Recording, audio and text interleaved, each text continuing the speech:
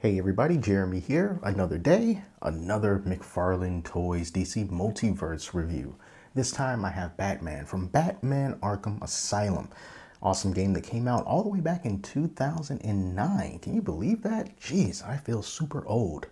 But anyway, I wanted to get this because previously I reviewed the Arkham Asylum Joker and I felt like I really needed to have the Batman to go along with him. So, got him from bestbuy.com. 20 bucks is the standard price and he's looking pretty darn good inside of this packaging. So real quick, flip it over on the back. You can see all the other figures that you can get in this wave, in this line, and that's pretty much it. We want to see the figure, so let's crack them open. Let's see how he compares to the Joker and see if this is also a good purchase because I've been having some good luck with these guys. You know, I've always been a big fan of the way that Batman looks in the Arkham games because to me, he always came off as being really imposing. You know, he seemed bigger, he seemed buffer, he seemed more dangerous. I think a lot of that had to do with the cinematography, the way that he was shot and the lighting and the music and all that stuff, but it really helped to create a more dominant feel to Batman. And I think that the same thing holds true for this figure as well. All the way up from the really pointed, tall ears on his head to his flowing cape in the back. And the cape is another thing in the game. You know, it had a really great sound when you're swooping down, and when he's just moving around, the cape really helped to, you know, really bring things home. All right, so let's take a closer look at this Batman here. Take a look at the quality of the paint that's on him. Now, what I like about this is that you can tell that it's not just regular plain colors. It's not just the gray and it's not just the black. And it's not just the gold on his belt. As you can see, it looks like we have a little bit of dry brushing done there, where we can have a little bit of that black paint mixed in with the gold to give it a little bit more detail. It almost has like a bronze look.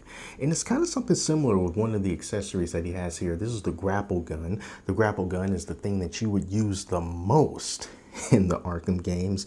So I'm really glad they included that. I think that is really appropriate. And I think that it looks pretty darn good as well. I always like to look at the bat symbol on Batman figures and see just how clean that is. That was one of the biggest problems that I had with the Batman the Animated Series McFarlane Toys figure that I got. That was part of the very first wave. I didn't think that was very clean, and it just kind of marred the whole experience for me. But this time, did a really good job. It's very proper. I love this particular Batman logo because just like the way that he looks in the game, the way that he feels in the game, it just has a little bit more of an edge to it. And it's also great that it's very nice and clean as well.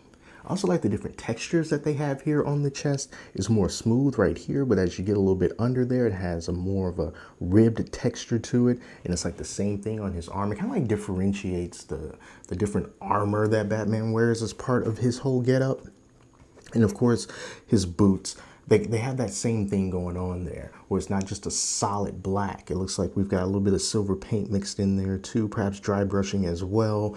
And again, it just brings out a lot of detail. Now, let's take these accessories off of him real quick. Taking a look at the cape in the back, what's really cool about this cape, in addition to it also kind of acting as an impromptu stand, because even if, you know, Batman can't stand up on his own 2 feet all that well, if you don't have him posed correctly, the cape does hold him in place. And I love the way that it drapes like that. I like the fact that it's longer than his boots, so it just sort of drags, you know. Now, this cape here is not cloth. It is some type of rubbery material, but I think it's molded very, very good. Like I said, I love the way that it sort of just comes up like this, and it's very soft. It's not rigid, you know, so you can still move it around. It's still pliable enough, you know, but I like the fact that it's sort of in that middle ground between what you would see in a really tight, stiff, rigid cape like we might see on some figures of you know, individuals that wear capes, but this one is nice and almost flowy in its own way. Let's take a closer look at Batman's face, and I'm glad that they got his face right because it's covered mostly by his mask, so it can be real easy to get one of those eyes off center. And he starts looking a little bit weird, a little bit cockeyed. He looks just fine in this one, and I'm glad that they did that very well. And I don't see any black from his cowl spilling onto his face either. So whatever McFarlane Toys is doing now with the later waves of their DC Multiverse figures, keep it up because you're doing a great job, and I hope that they continue to improve on that. Now, let's take a look at some articulation. Articulation on these figures has been very good in the ones that I have reviewed. So Batman, of course, is not going to be any different. So this works really well, especially if you can have some type of stand so that you can have Batman kind of coming down from the ceiling, you know, like how he would do in the game, swooping down on someone. You know, it can really work out awesome for him in that way. So of course the legs, look how far apart those legs can go. That is amazing. Great leg articulation. As far as his arms, see, we can bring them very, very close to his body, but then we can also bring them quite far back, and it's really good for the batarangs that he would hold here in his hand, which, by the way, you do get 2 batarangs. You may have seen the first batarang in the very beginning. This is the open batarang, and then he also has a closed batarang. And rolling across my table, I don't know what this is exactly. I don't know if it's like a smoke bomb or a stun grenade. I'm not sure what this is, but he comes with that too, as well as the traditional McFarlane Toys base that you can put him on if you can't get him to stand up by himself, which you shouldn't have any problem, and the cape also gives you stability as well. Another things that Batman has as far as his articulation goes, you see that he can look down about that much, but he can look up more than he can look down, which I think is great for the grappling hook. So you can kind of have him looking like he's pointing it towards the ceiling so he can grapple and go up there. But what I would like to do is put him next to the Arkham Asylum Joker, just so you can get a sense of scale.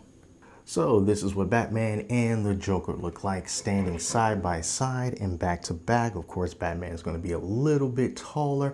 Joker's not necessarily a short guy, but Batman's a little bit taller than him, as he should be. I think that the scale works pretty darn well. And I think that this is a very good figure, in case I haven't already kind of made that clear. You know, he's got some really good articulation. He's got a great look. I really can't find anything to complain about as far as his paint applications go. I think they did a really good job at recreating this video game version of Batman from Arkham Asylum. There's a bunch of Batman figures in this DC Multiverse line from McFarlane Toys, and this is definitely one of the ones that I thought I needed to have in my collection just because I am such a big fan of the games and the design from those games. And coming up, I've got even more DC Multiverse figures to review because they're just so good. So yeah, you find this Batman, should be 20 bucks. You can pick him up if you're a big fan of the game. I think that's what's really going to draw you to him. But if you're not a really big fan of the game, not really a big fan of this design, don't worry. There are plenty of other Batmen from different comic arcs and the animated show that you can choose from, and even more on the way. So that's it, everybody. Thank you so much for watching. Until next time, I'm Jeremy. Talk to you later.